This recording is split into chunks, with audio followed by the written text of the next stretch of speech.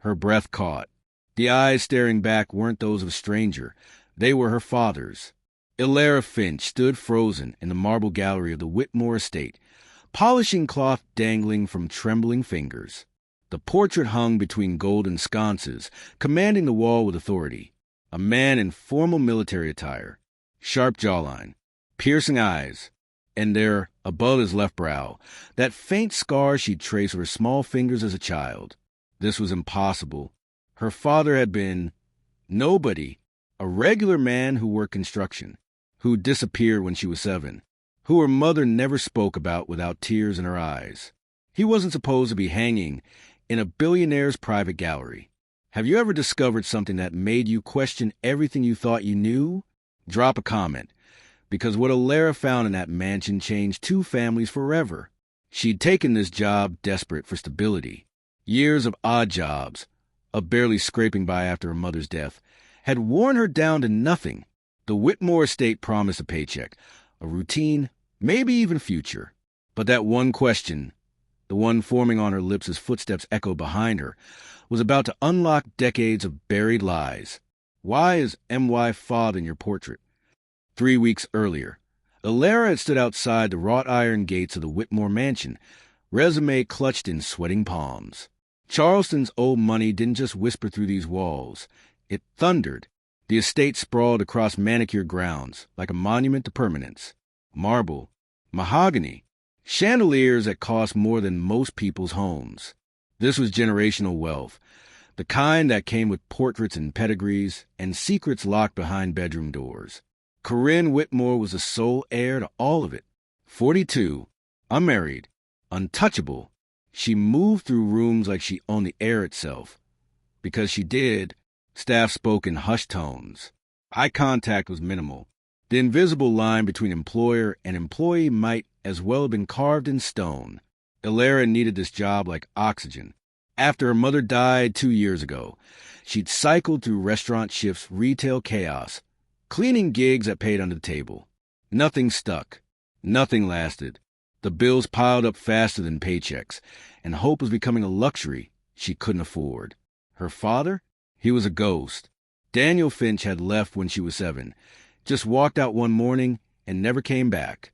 Her mother would only say he had his reasons, before changing the subject, eyes distant and wounded. Ilera had spent her whole life thinking he abandoned them, that they weren't enough. She thought cleaning a billionaire's mansion was just another job. She had no idea she was walking into her own origin story. First week, Monday morning, the gallery assignment. Just dust the frames, the head housekeeper had said. Don't touch the paintings themselves. Mrs. Whitmore is particular about her family history. Family history lined the walls like a timeline of power. Stern-faced men in waistcoats from the 1800s, women in pearls and presumption, oil paintings documenting the Whitmore lineage, judges, landowners, industrialists, people who shaped Charleston while others struggled to survive in it. Ilera worked methodically, cloth moving in careful circles. She learned not to look too closely at rich people's things. It only reminded you of everything you'd never have. Then she reached the portrait between the sconces. Her hand stopped mid-motion. The military dress uniform, navy blue with gold buttons, a face that radiated authority, and something else. Sadness, maybe? Or regret. She knew that face. The cloth slipped from her fingers, hitting marble with a soft thud that echoed through the empty gallery. Her heartbeat filled her ears. Blood rushed loud and insistent. She stepped closer, legs moving without permission. The scar, right there, above his left eyebrow, from when he'd fallen off a ladder fixing their roof. She'd been 6. He'd laughed it off even as blood ran down his face, scooped her up and promised he was fine. The jawline, sharp, strong, the same one she saw in her own mirror. The eyes, God, those eyes, brown with flecks of gold that caught light. Eyes that used to look at her like she was the most important person in the world. That's my father. The words came out strangled, disbelieving. If you're hooked, hit that like button, because this is where everything unravels. Excuse me. Ilera spun. Corinne Whitmore stood in the doorway, perfectly postured, expression unreadable. The question tumbled out before Alara could stop it. Why is my father in your portrait? For exactly 3 seconds, Corinne Whitmore's mask cracked. Her eyes widened. Her breath hitched. Something flickered across her face. Shock? Recognition? Fear? Then it was gone. Composure settled back over her features like expensive silk. She glided into the gallery, heels clicking against marble with measured precision. I think you must be mistaken. Her voice carried that particular smoothness rich people use when dismissing inconvenient truths. That's a distant relative. Thomas Whitmore. He passed away years ago. Thomas. Her father's middle name was Thomas. Her mother had whispered it once, late at night when she thought Alara was sleeping. Thomas was a name he loved, the name his mother gave him. No. Alara's voice shook but held firm. That's Daniel Finch. My father. I know his face. I know that scar. Miss Finch. Corinne's tone sharpened. I understand this must be disorienting. Old portraits can sometimes bear resemblance to people we know, a trick of the eye. But I assure you, that man is my Uncle Thomas, a Whitmore, not whoever your father was. The dismissal landed like a slap. Whoever your father was, as if he were nothing, nobody, erasable. Corinne moved past her toward the doorway. I think perhaps you need some air. Take 15 minutes. We'll say no more about this. The conversation was over, decided, controlled. Alara stood alone in the gallery, staring at the portrait, at her father wearing a name that wasn't his, hanging on a wall that shouldn't know he existed. What would you do? Would you risk everything for the truth or walk away? Let us know in the comments. That night, Alara couldn't eat, couldn't sleep. Her studio apartment felt suffocating. Walls closing in with questions that had no answers, unless they did. Her mother's belongings, the old suitcase under the bed. She'd avoided opening it since the funeral. Couldn't bear to face that grief again. Now she pulled out, hands shaking, and began to search. The letters were bundled with a faded blue ribbon. Yellowed paper. Careful handwriting. Each one signed the same way. Yours always, Thomas. Not Daniel. Thomas.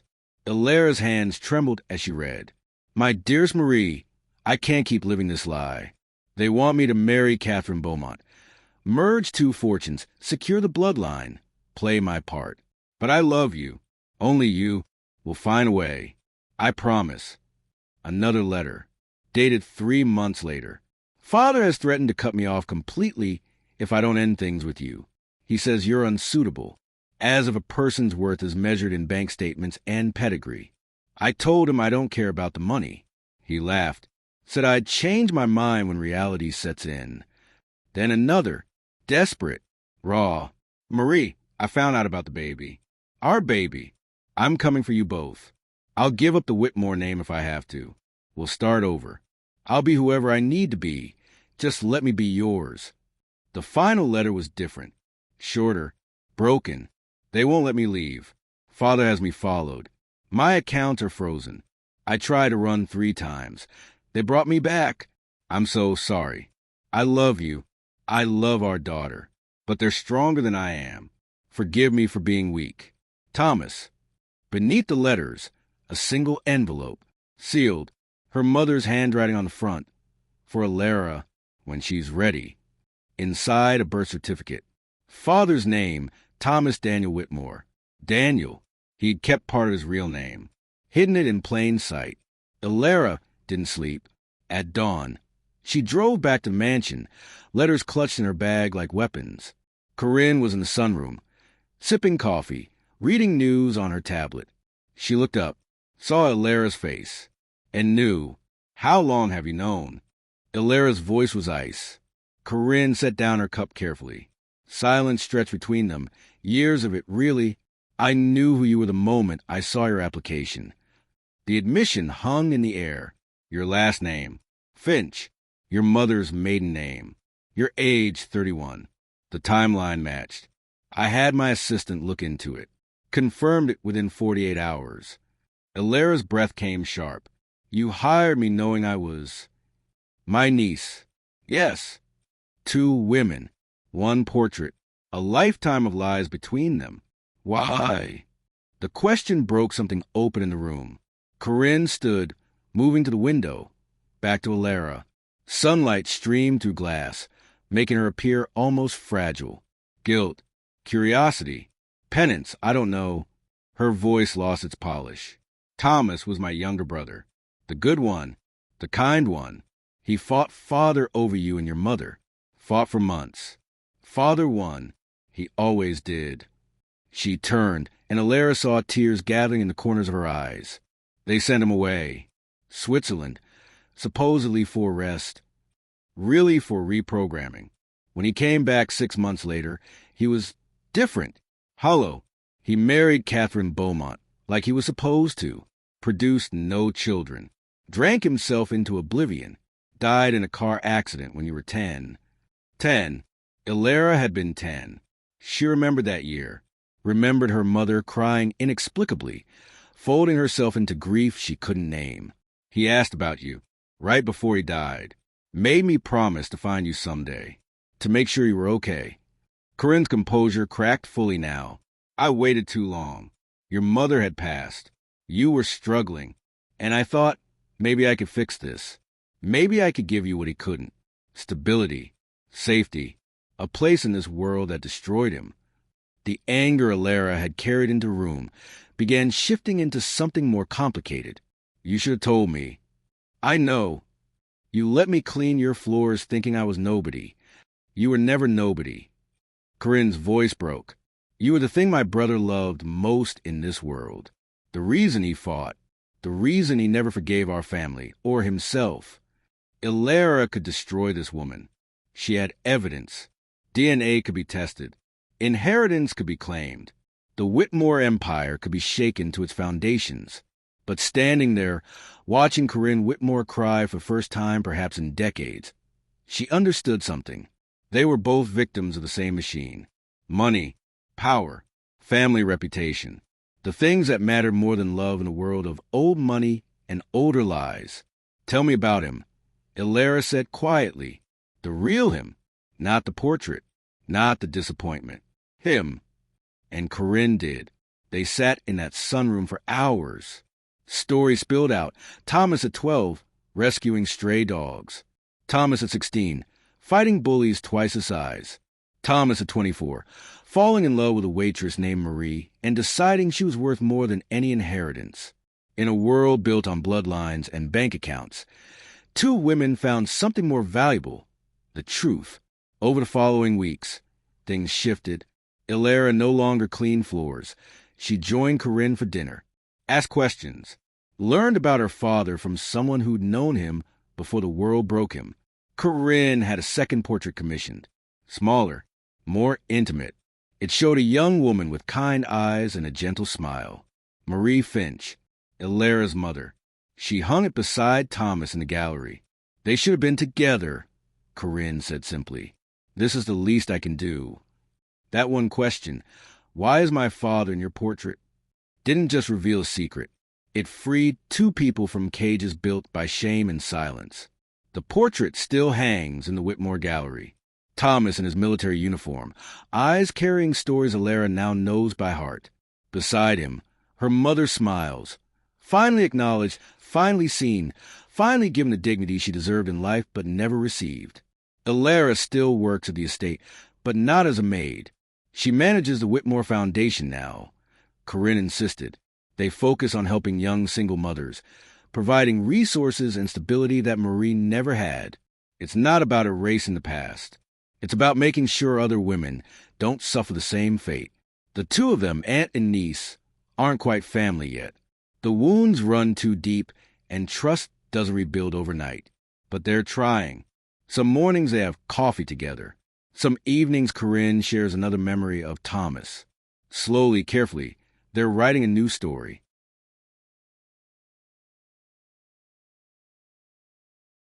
The lesson landed hard for both of them. Courage to ask difficult questions changes everything. Truth, even when it's painful, is freedom. Family isn't just blood or wealth. It's acknowledgement and connection. The past doesn't have to define the future. Alara learned her father didn't abandon her. He was stolen from her. That knowledge doesn't erase the pain, but it transforms it. She wasn't unwanted.